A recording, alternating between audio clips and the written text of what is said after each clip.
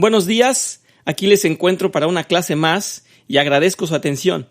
Reciban mis saludos con mis mejores deseos de bendiciones y acompáñenme a orar para iniciar, si les parece. Señor Dios nuestro, queremos honrar tu nombre y rendirte adoración en todo momento y particularmente ahora que vamos a comentar tu santa palabra. Estamos maravillados por tu grandeza y muy agradecidos, Padre, por tu misericordia, que es muestra de un amor incomprensible e inmenso. Perdona nuestros pecados y danos de tu bendición abriendo nuestro entendimiento para que podamos conocerte cada vez más y así sepamos cómo vivir el Evangelio en cada momento de nuestras vidas de la mejor manera, tal como tú lo demandas. Pedimos por bendición especial por nuestros hermanos en tribulación y por los enfermos.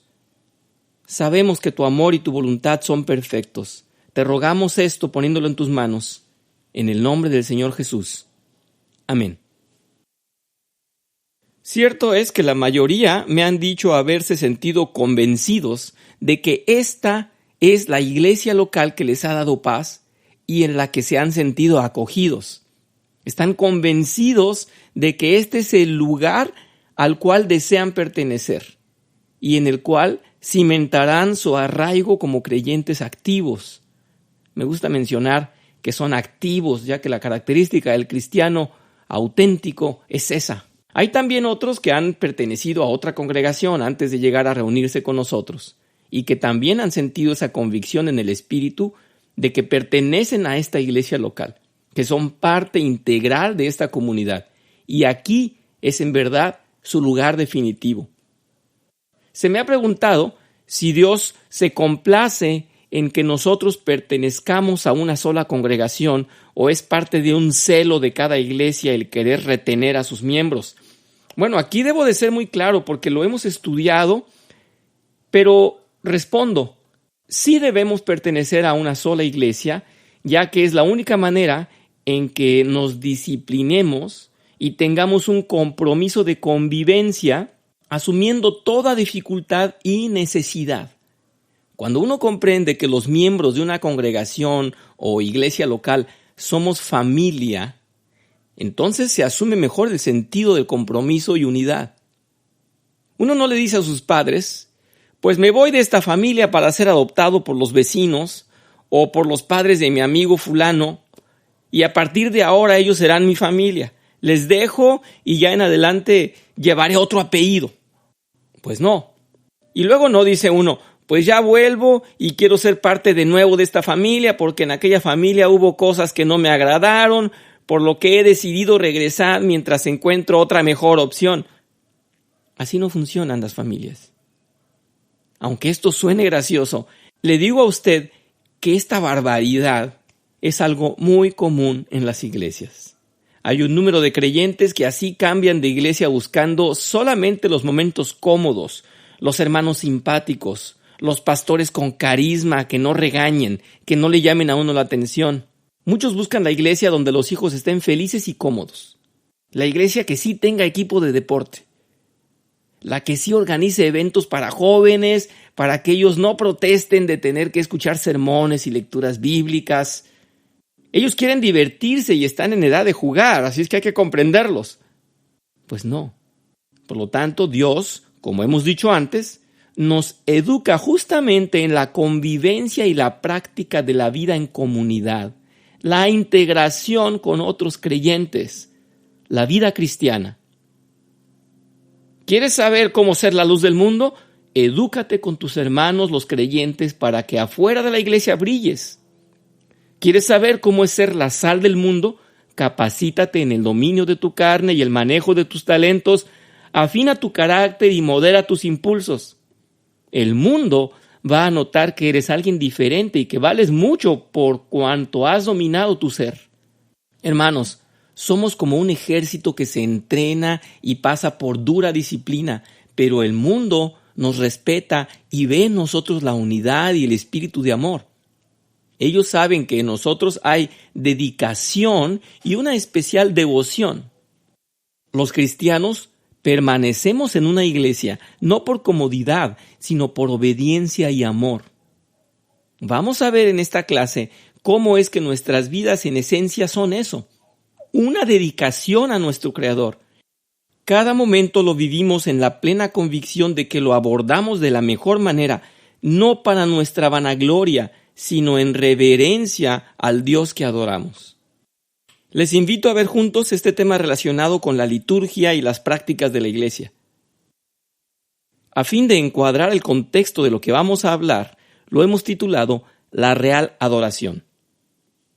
En cierta ocasión, un intérprete de la ley se acercó al Señor para preguntarle cuál es el más grande de los mandamientos, a lo que el Señor respondió: el primer mandamiento de todos es: oye Israel, el Señor nuestro Dios, el Señor uno es.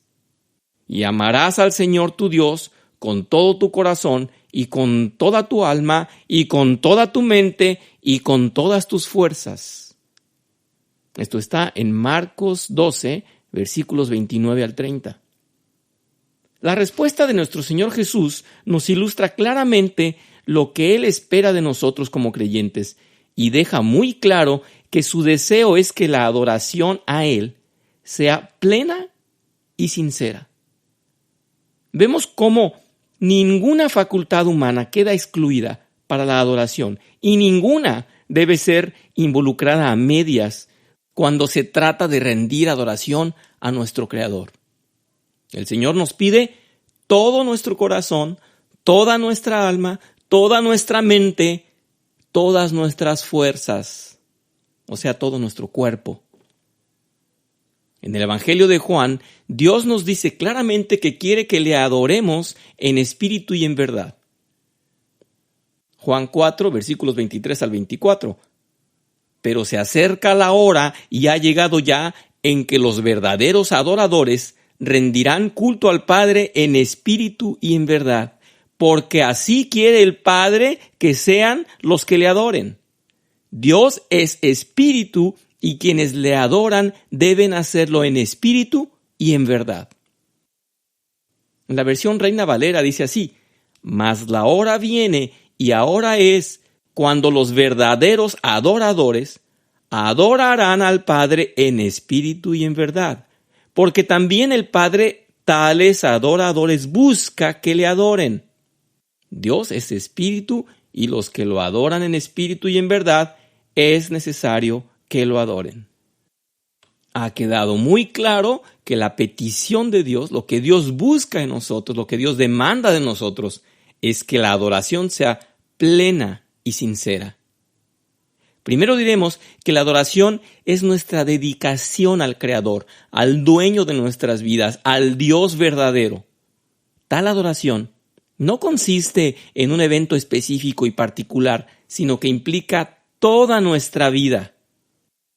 Veremos cómo esto no ha sido asimilado en la mayor parte del pueblo de Dios, y es nuestra tarea hacer llamado a la conciencia de esto. Pero veamos también cómo en la celebración del culto la Iglesia dedica un momento en particular en que se concentran los creyentes para leer salmos y cantar alabanzas. Cuando leemos Dios es espíritu y los que lo adoran en espíritu y en verdad es necesario que lo adoren, observamos que la palabra de Dios en esos versículos expresa que Dios desea una adoración que sea espiritual. Esto significa que no se trata de una experiencia puramente intelectual o casualmente emocional. El creyente debe involucrarse en un ámbito espiritual que está por encima de lo que la carne conoce. Es claro que no todo el que adora es sincero o no lo hace plenamente, ya que no basta con presentarse a la iglesia a participar como en un ritual, sin experimentar el deseo real de una adoración. Hemos conocido a personas que al no tener esa comunión espiritual con los miembros de la iglesia, no experimentan el gozo que representa la adoración. Dios sabe muy bien esto porque Él conoce los corazones. Jesús lo dice en Mateo 15, versículos 7 al 8, hipócritas, tenía razón Isaías cuando profetizó de ustedes. Este pueblo me honra con los labios, pero su corazón está lejos de mí. El Señor estaba recordándonos lo expresado en el libro de Isaías, capítulo 29, versículo 13. Es exactamente eso lo que dice: este pueblo me alaba con la boca y me honra con los labios, pero su corazón está lejos de mí. Su adoración no es más que un mandato enseñado por hombres. En otras palabras, el libro de Isaías estaba diciendo que muchos celebran adoración solamente como una disciplina, como un protocolo religioso, pero sin una real devoción, o sin el sentido de honor y sumisión a Dios. Por ello es que Dios reclama una real adoración. En la verdadera adoración es nuestra persona quien rinde tributo a la persona de Dios, y eso implica involucrar todas nuestras facultades personales en el culto de adoración. Nuestra persona es integral y reúne el aspecto emocional y el intelectual. Cuando adoramos, no solo nos dejamos llevar por la emoción del momento, aceptando lo que se diga y lo que se haga, sino que pensamos en lo que hacemos y comulgamos con ello. Por otra parte, si alguien tiene mucha emoción y mucha disposición, pero no tiene conocimiento de lo que está haciendo parte, estará actuando sin sentido. Dios no gusta de eso. Hay quienes se reúnen a orar y se someten a un maratón sin límite de tiempo, por ejemplo, o a un desborde de emociones que no se sabe a dónde va a llevar, hasta que la gente finalmente se cansa, como si fuera una competencia de resistencia. En realidad, la comunión espiritual en un momento de adoración no consiste en eso, ni se preserva así por largo tiempo de manera indefinida, sin control. Vamos a ver primero que nada nuestra respuesta intelectual. Toda experiencia espiritual inicia de manera sensorial, pero ello no significa que deba permanecer en ese ámbito. Para que una experiencia emocional sea comprobada como genuinamente espiritual, debe estar basada en la verdad. Debe ser una respuesta a la verdad revelada por Dios. Y la verdad es asimilada en nuestra mente. Así que es necesario el intelecto para aprobar una experiencia espiritual. Quienes hemos sentido la comunión espiritual, sabemos que se sienten cosas como un lleno en el interior, un cierto calor, un escalofrío algunas veces, o probablemente no sea tan fácil describirlo, pero sí hay una sensación en el cuerpo. Bueno, pues el hecho de que una experiencia espiritual se sienta en el cuerpo no significa que todo lo que se siente en el cuerpo sea espiritual.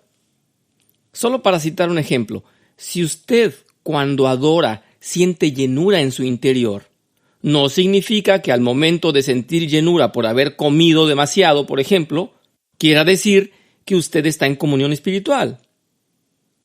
Los rituales sensoriales que se practican en todo el mundo pretenden inducir al individuo a un estado espiritual llevándolo por medio de sensaciones inducidas.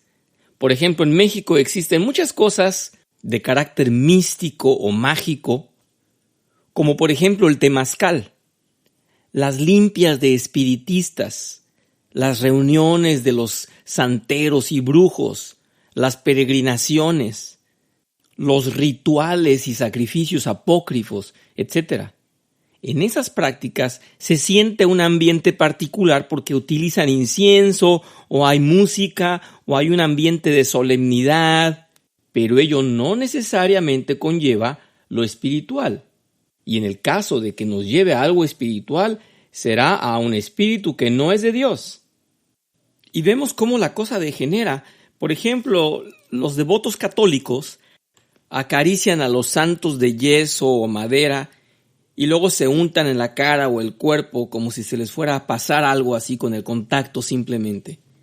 En fin, suponen que ese contacto físico lleva algo de espiritual, algo de magia que hay que aplicárselo en el cuerpo para ser bendecido, para llevar buena suerte, buena energía, etc. Algunas disciplinas orientales como el yoga y el feng shui y otras Invitan a meditaciones y los participantes se despojan de su conciencia presente para perderse en un viaje de éxtasis a la voluntad de su sentir en un momento determinado por el ambiente. Bien ha dicho el apologista cristiano Rabí Zacarías, quien por cierto se acaba de ir con el Señor este año, hace algunos meses. Él dijo esto que en inglés es así, dice, "What I believe in my heart must make sense in my mind."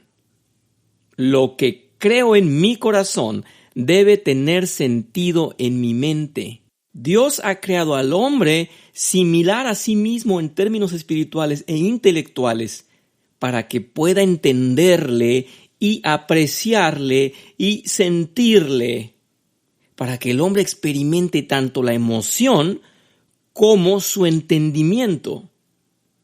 El problema es que el hombre no permaneció en la condición original en que fue creado.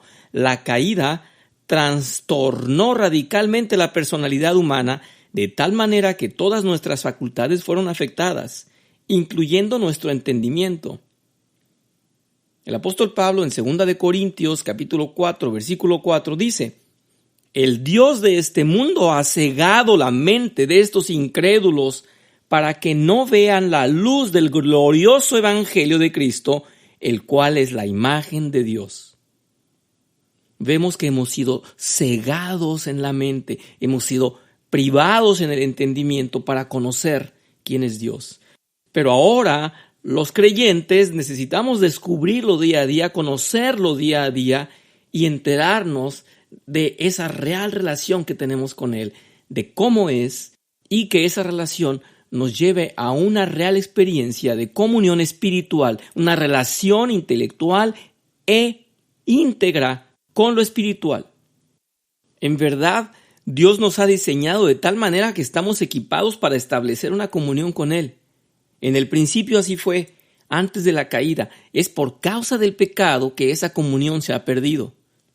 El pecado nos ha distanciado de nuestro Dios, ha creado un abismo que nos separó por el resto de los siglos hasta la llegada del Redentor preparado para nuestra salvación.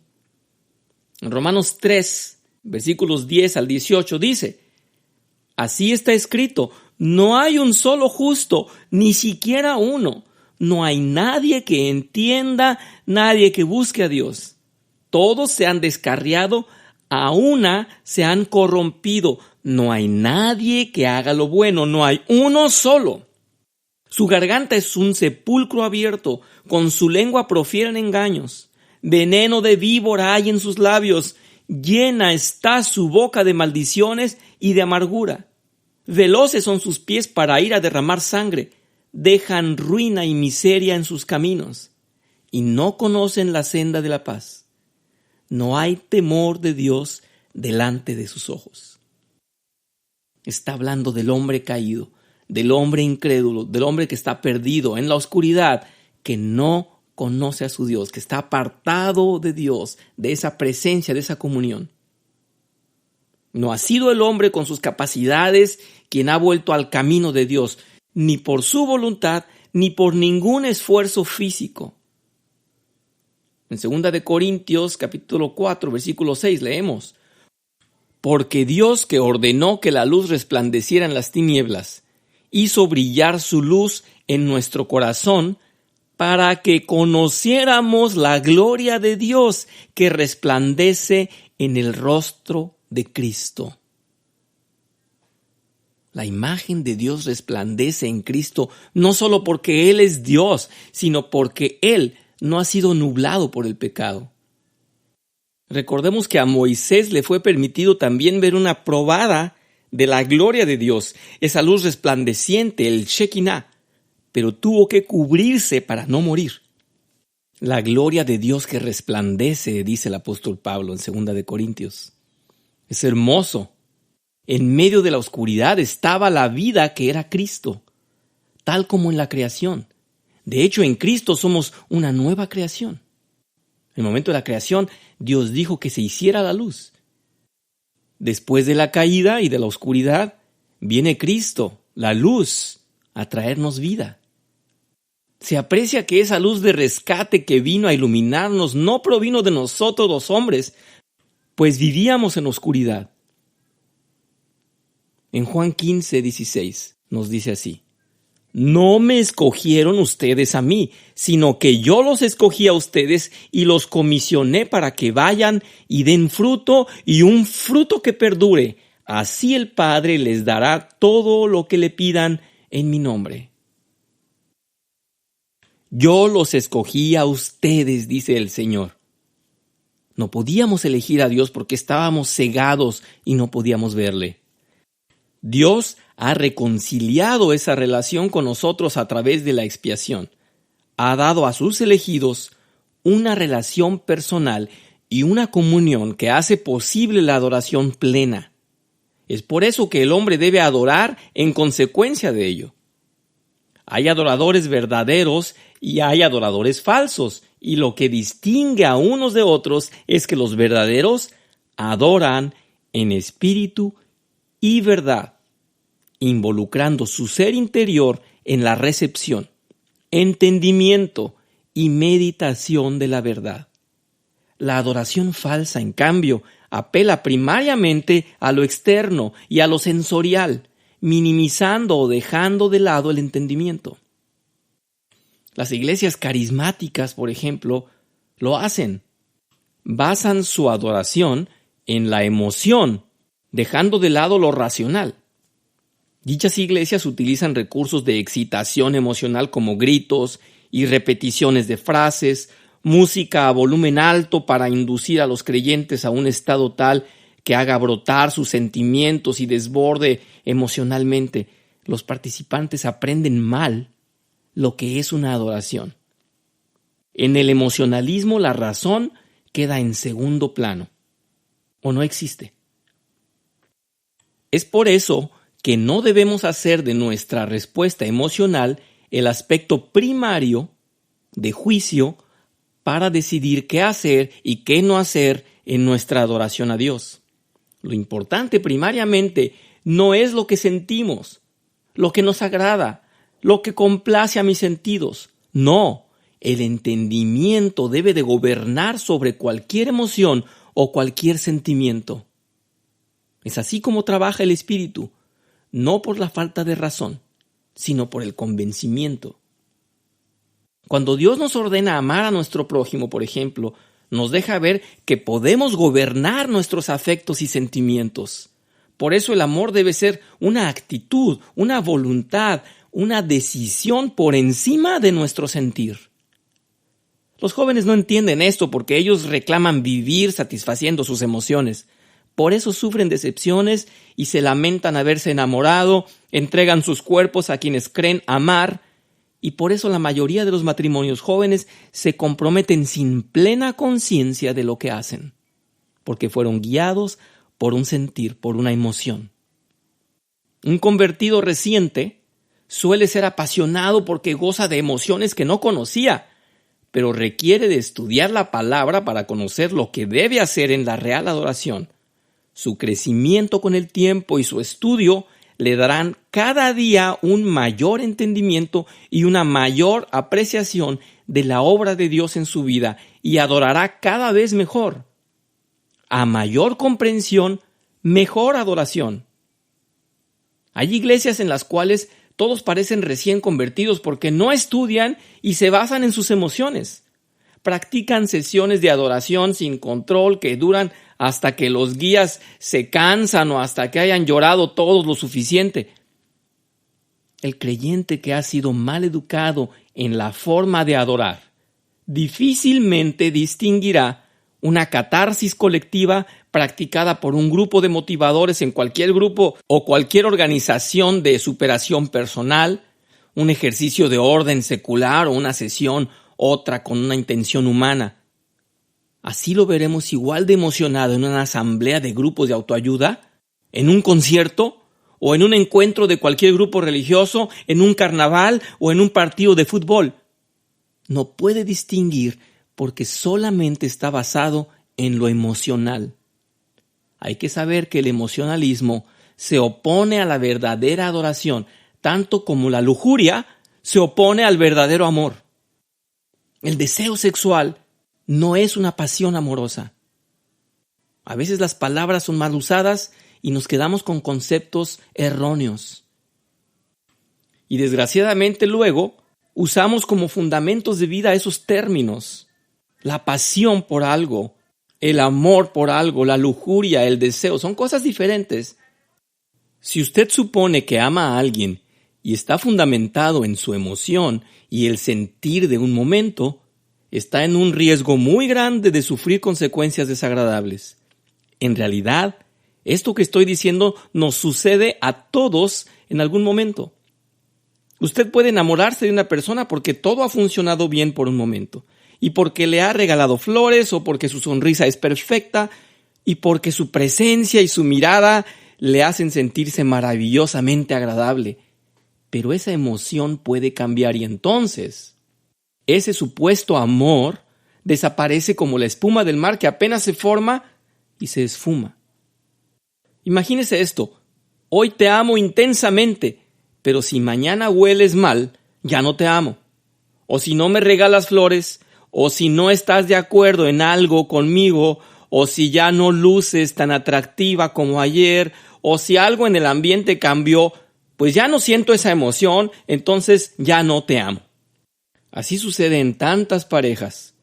Fundamentan el supuesto amor en las condiciones y circunstancias en que se conocen, sobre todo desde la perspectiva femenina en que la emoción es la que suele gobernar.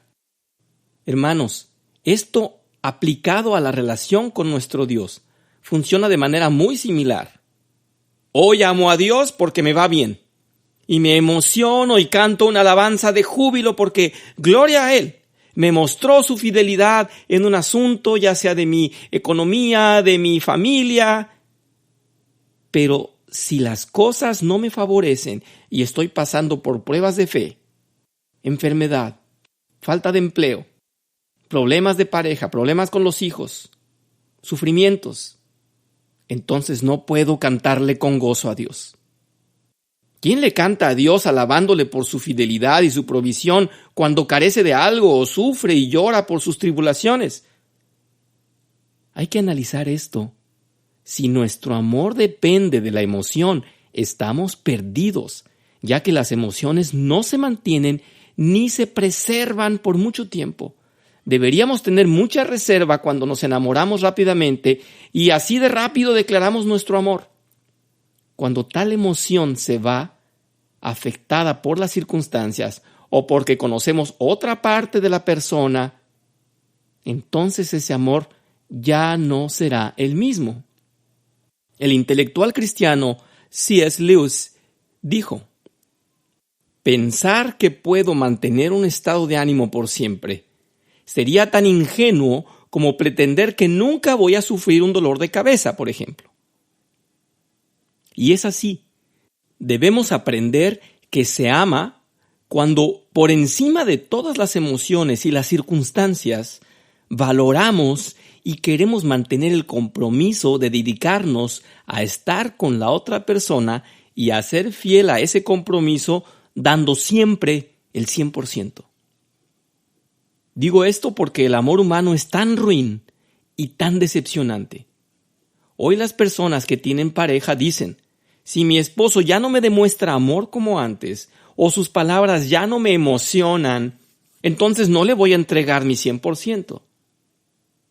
El hombre, por su parte, puede decir: mi esposa ya no me trata como el primer día. Sus defectos son más de los que yo esperaba. O ya dejó de ser tan atractiva, ya no le puedo dedicar mi 100%. Y luego llevamos esto a nuestra relación con nuestro Dios. Y decimos: ¿en dónde está Dios cuando las cosas me funcionan mal? ¿Cómo voy a poder amar y apreciar a ese Dios grandioso que no me atiende como yo quiero y que no me da salida a mis problemas cuando yo lo necesito? Recordemos que la palabra de Dios dice: estad siempre gozosos, orad siempre, dad gracias en todo, porque esta es la voluntad de Dios para con vosotros en Cristo Jesús. Primera de Tesalonicenses 5, 16 al 18. Definitivamente, la adoración no debe ser basada en la emoción. Espero haber sido claro en mi explicación y hasta aquí la clase de hoy. Les agradezco su atención y les invito a orar.